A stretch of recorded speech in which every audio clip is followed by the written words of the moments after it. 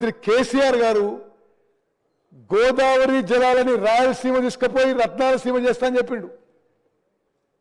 అనేక సందర్భాల్లో శాసనసభలో చెప్పిండు. అక్కడికి రాయలసీమ పోయి మరి అక్కడ శాసనసభ్యురాలు రోజా గట్ల చెప్పిండు. మరి మీ అందరు తెలుసు ఆ విషయం.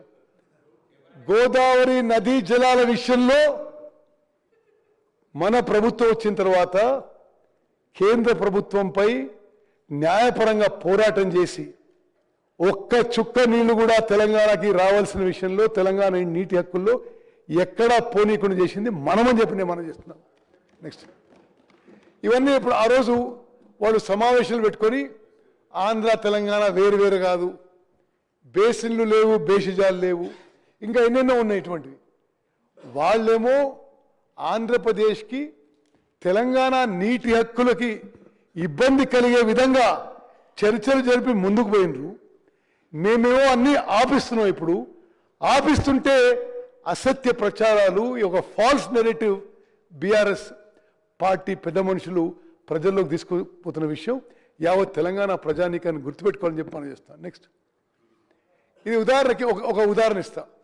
Rayalaseema లిఫ్టిగేషన్ scheme 3 TMC per day, అంటే ప్రతిరోజు 3 TMCలు శ్రీశైలంలో అబ్సల్యూట్ బాటం నుంచి లిఫ్ట్ చేసే విధంగా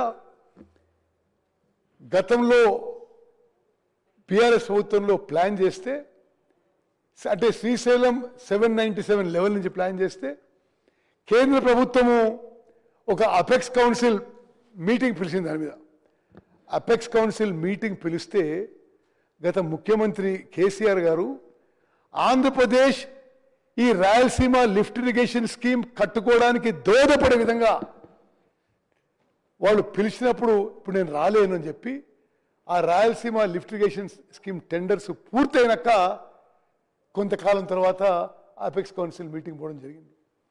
మనం తెలంగాణలో కాంగ్రెస్ ప్రభుత్వం వచ్చిన తర్వాతనే రాయలసీమ లిఫ్ట్ ఇరిగేషన్ స్కీమ్ పనులు ఆపించిందని చెప్పి కూడా నేను మనం చేస్తున్నాను. నెక్స్ట్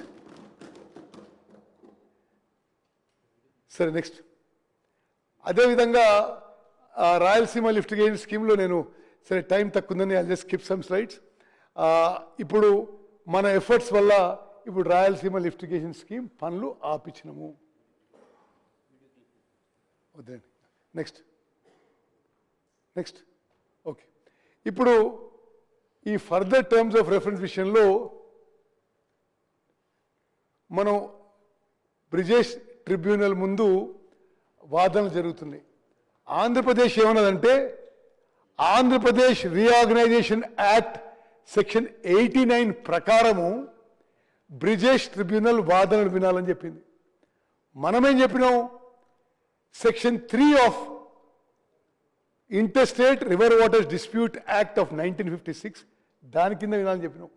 అంటే ఈ సెక్షన్ 3 కింద వింటే తెలంగాణకి న్యాయం జరుగుతుంది. ఆంధ్రప్రదేశ్ తెలంగాణ వాదనలు విన్న తర్వాత ఈ బ్రిజేష్ ట్రిబ్యునల్ మన ఆర్గ్యుమెంట్స్ ఒప్పుకొని ఇప్పుడు justice Brijesh tribunal section 3 of interstate water disputes act ప్రకారం వాదనలు వింటున్న విషయం కూడా యావత్ తెలంగాణ ప్రజానీకాన్ని తెలియజేస్తున్నాం. నెక్స్ట్ అదేవిధంగా ఇప్పుడు మనం ఈ ఫైనల్ ఆర్గ్యుమెంట్స్లో కూడా సెక్షన్ 3 ప్రకారం ముందుకు పోవాలని చెప్పి ట్రిబ్యునల్ ముందు చెప్పినాం. మనం దాంట్లో కొంత సక్సెస్ అనే విషయం కూడా మనం చేస్తున్నాం.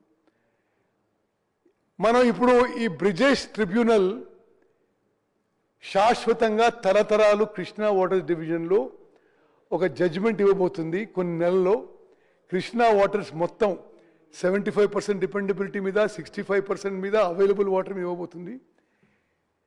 ఇటువంటి ఈ సమయంలో కృష్ణా వాటర్స్ డివిజన్లో మన ఆర్గ్యుమెంట్స్ ఏవైతే ఇప్పుడు వాదనలు మనం ఆ ట్రిబ్యునల్ ముందు పెడుతున్నామో అది కూడా ఈ స్లైడ్లో ఎక్స్ప్లెయిన్ చేసినాం.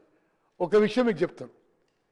గతంలో బీఆర్ఎస్ ప్రభుత్వం ఉన్నప్పుడు శ్రీశైలం బ్యాక్ వాటర్ నుంచి కృష్ణానది నుంచి కృష్ణానది జలాలని అక్రమంగా రాయలసీమకి తరలించకపోతే ఆనాడు బీఆర్ఎస్ ప్రభుత్వం నోరు మెదపలే. మేము వచ్చిన తర్వాత కృష్ణా నది జలాలు కృష్ణా బేసిన్ రైతులకి ఉమ్మడి మహబూబ్ నగర్, ఉమ్మడి నల్గొండ, కొంత ఖమ్మం, కొంత రంగారెడ్డి జిల్లా ఇక్కడ ఉపయోగించిన తర్వాత, ఇక్కడ పూర్తయిన తర్వాతనే ఇది ఇన్ బేసిన్, కృష్ణా బేసిన్లో ఉన్నవి, అవుట్ ఆఫ్ బేసిన్ తీసుకుపోవాలని చెప్పి మన వాదనలు ఇప్పుడు ట్రిబ్యునల్ ముందు గట్టిగా వినిపించడం జరిగింది. మరి ఈ యొక్క ట్రిబ్యునల్ హియరింగ్స్ మనం నెలకోసారి అయితే 3 రోజుల పాటు ప్రతి ట్రిబ్యునల్లో ప్రతి 6